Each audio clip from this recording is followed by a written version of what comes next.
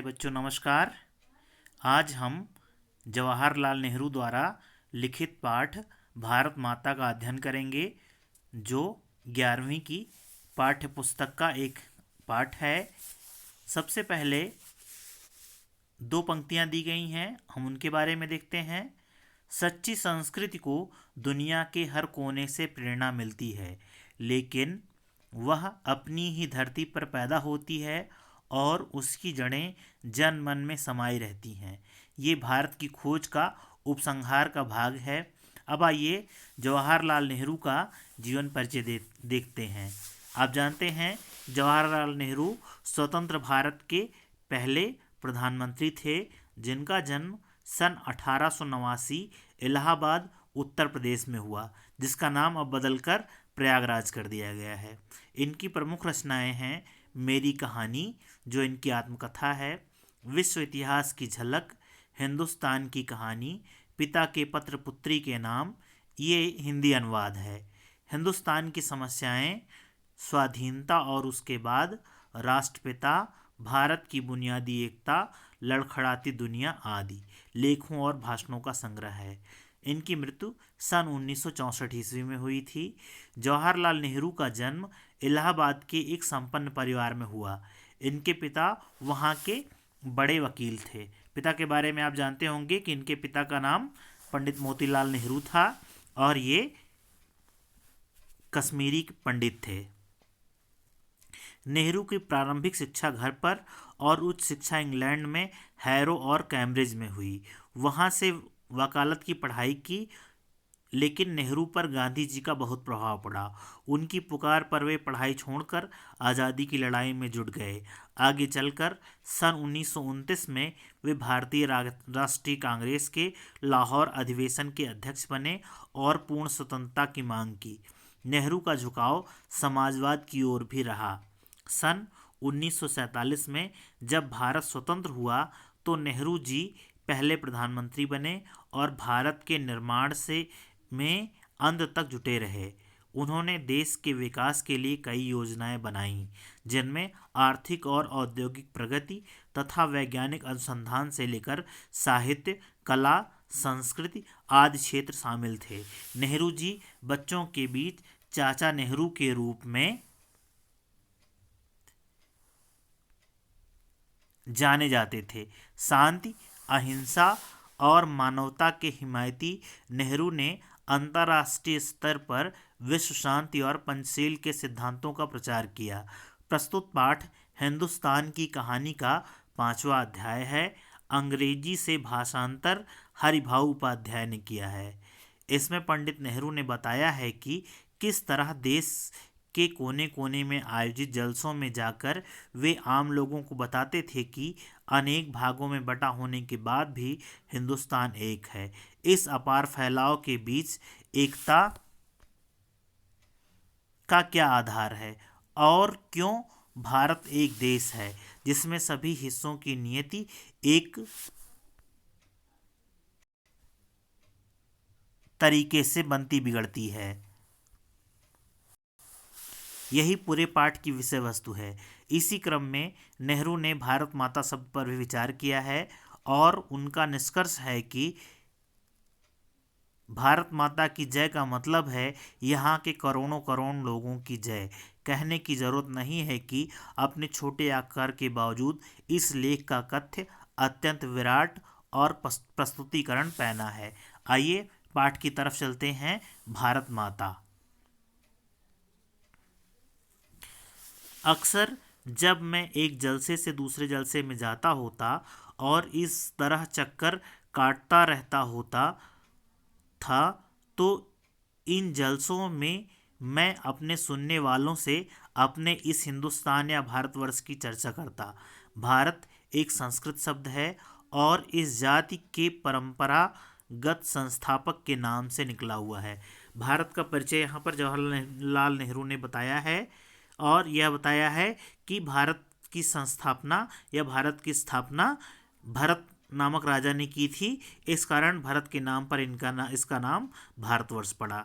मैं शहरों में ऐसा बहुत कम करता, क्योंकि यहाँ के सुनने वाले कुछ ज़्यादा सयाने थे और उन्हें दूसरे किस्म की गिजा, गिजा शब्द उर्दू का शब्द है जिसका अर्थ होता है खुराक या भोजन की ज़रूरत थी। लेकिन किसानों से जिनका नज़रिया महदूद था, महदूद मतलब सीमित, मैं इस बड़े देश को की चर्चा करता जिसकी आज़ादी के लिए हम लोग कोशिश कर रहे थे, और बताता कि किस तरह देश का एक हिस्सा दूसरे से जुदा होते हुए भी हिंदुस्तान एक था। मैं उन मसलों का जिक्र करता जो उत्तर से लेकर दक्षिण, दक्षिण यहाँ दक्षिण के लिए इस्तेमाल हुआ है, दक्षिण तक और पूरब से लेकर पश्चिम तक किसानों के लिए यकसा था, यकसा मतलब एक सा, और स्वराज्य का भी जिक्र करता जो थोड़े लोगों के लिए नहीं बल्कि सबके फायदे के लिए हो सकता था।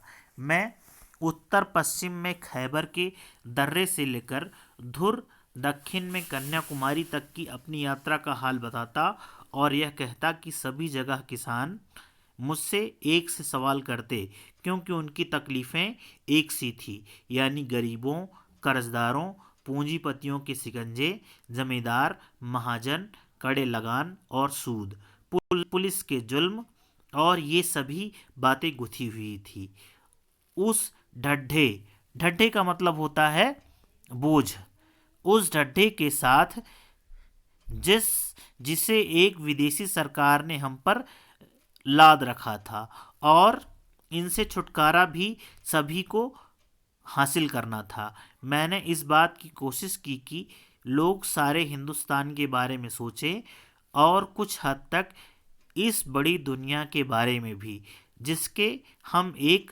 जुज हैं, जुज मतलब भाग।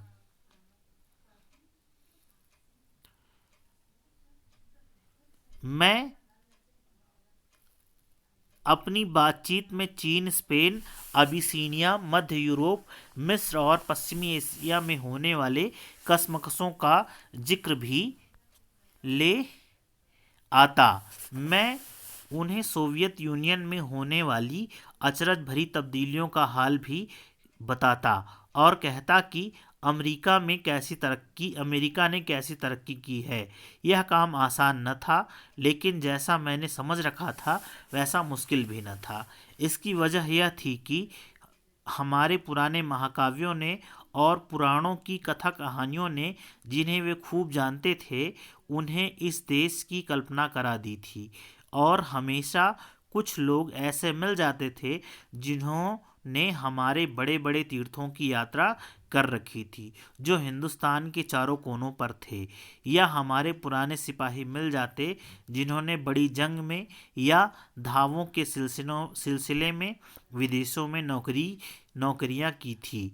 सन 30 के बाद जो आर्थिक मंदी पैदा हुई उसकी वजह से हमारे मुल्क के बारे में मेरे हवाले उनकी समझ में आ जाते थे। कभी ऐसा भी होता कि जब मैं किसी जलसे में पहुंचता तो मेरा स्वागत भारत माता की जय इस नारे से जोर के साथ किया जाता। मैं लोगों से अचानक पूछ बैठता कि इस नारे से उनका क्या मतलब है। यह भारत माता कौन है जिसकी वे जय चाहते हैं। मेरे सवाल से उन्हें कुतूहल और ताज्जुब होता, और कुछ जवाब न बन पड़ने पर वे एक दूसरे की तरफ या मेरी तरफ देखने लग जाते। तो कहने का अभिप्राय यह है कि जवाहरलाल नेहरू जब भारत माता के बारे में पूछते तो लोग उसका उत्तर नहीं दे पाते थे, और वे भारत माता के बारे में न बताकर इधर उधर देखते या सीधे लेखक जवाहरलाल नेहरू की तरफ देखते। मैं सवाल करता ही रहता। आखिर एक हट्टे कट्टे जाट ने, जो अनगिनत पीढ़ियों से किसानी करता आया था, जवाब दिया कि भारत माता से उसका मतलब धरती से है। फिर लेखक ने पूछा, कौन सी धरती? खास उसके गांव की धरती, या जिले की, या सूबे की, या सारे हिंदुस्तान की धरती से उनका मतलब है। इस तरह सवाल जवाब चलते रहे, यहाँ तक कि वे ऊब कर मुझसे कहने लगते कि मैं ही बताऊं। मैं इसकी कोशिश करता और बताता कि हिंदुस्तान वह सब कुछ है जिसे उन्होंने समझ रखा है, लेकिन वह इससे भी बहुत ज़्यादा है। हिंदुस्तान की नदी और पहाड़, जंगल और खेत जो हमें अन्न देते हैं, ये सभी हमें अजीज हैं, लेकिन आखिरकार जिनकी गिनती है वे हैं हिंदुस्तान के लोग। तो कह रहे हैं, लेखक कह रहा है कि हिंदुस्तान की सारी चीज़ें उन्हें अजीज हैं, उन्हें प्रिय हैं, उन्हें बहुत अच्छी लगती हैं, लेकिन सबसे अच्छे उन्हें हिंदुस्तान के लोग लगते हैं। लेकिन आखिरकार जिसकी गिनती है वह है हिंदुस्तान के लोग, उनके और मेरे जैसे लोग जो सारे देश में फैले हुए हैं। भारत माता दरअसल यही करोड़ों लोग हैं, और भारत माता की जय से मतलब हुआ इन लोगों की जय का, अर्थात भारत माता की जय का मतलब हुआ इन लोगों की जय।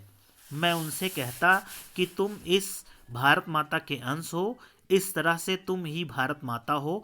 और जैसे जैसे ये विचार उनके मन में बैठते, उनकी आंखों में चमक आ जाती, इस तरह मानो उन्होंने कोई बड़ी चीज, बड़ी खोज कर ली हो। इस प्रकार लेखक ने जब यह बताया कि भारत माता की जय उनकी ही जय है, वहाँ के लोगों की ही जय है, तब उन्हें ऐसा लगा कि वो कोई बड़ी खोज करने में कामयाब हो गए हैं। आइए इसके प्रश्न अभ्यास के बारे में देखते हैं पाठ के साथ।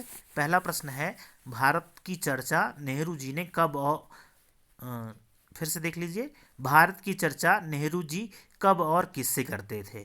इसका उत्तर होगा, जब नेहरू जी देश में दौरा करते हुए और जनसभाओं में जाया करते थे, तो वे शहरों में होने वाली सभाओं की अपेक्षा किसानों की सभाओं में भारत की चर्चा अवश्य किया करते थे।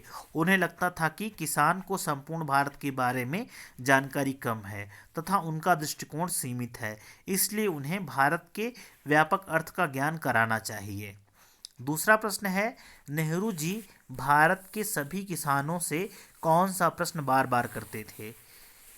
इसका उत्तर है, नेहरू जी किसानों से 3 प्रश्न बार बार पूछ लिया करते थे, जैसे भारत माता कौन है, वह धरती कौन सी है जिसे वे भारत माता कहते हैं, गांव की, जिले की, सूबे की या पूरे हिंदुस्तान की। तो और अंतिम जो है प्रश्न पूछते थे, भारत माता की जय नारे का अर्थ क्या है। अगला प्रश्न है, दुनिया के बारे में किसानों को बताना नेहरू जी के लिए क्यों आसान था।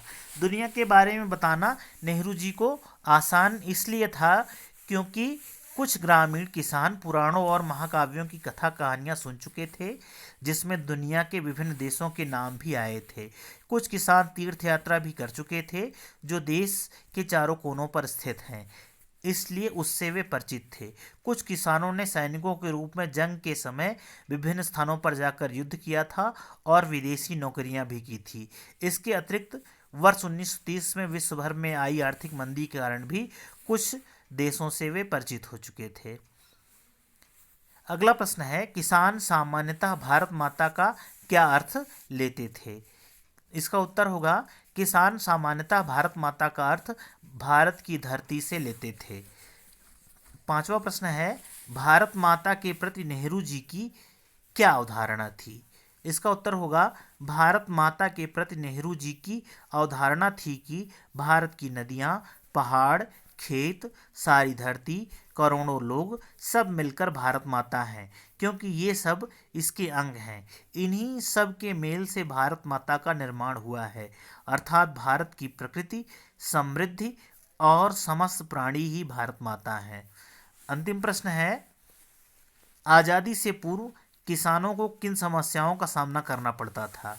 तो इसका उत्तर है, आज़ादी से पूर्व किसानों को भिन्न प्रकार की समस्याओं का सामना करना पड़ता था, जैसे गरीबी, कर्ज, पूंजीपतियों द्वारा शोषण, महाजनों और जमींदारों के शिकंजों में फंसना, खेती करने के बदले कर देना, अधिक ब्याज चुकाना, पुलिस के अत्याचार, विदेशी शासन की क्रूरता आदि इन समस्याओं में शामिल थी। तो यह रहा आपका पाठ और इसके प्रश्नोत्तर। इसे आप दोबारा पढ़ लीजिएगा और इसके प्रश्नोत्तर अपनी उत्तर पुस्तिका में जरूर लिख लीजिएगा। धन्यवाद।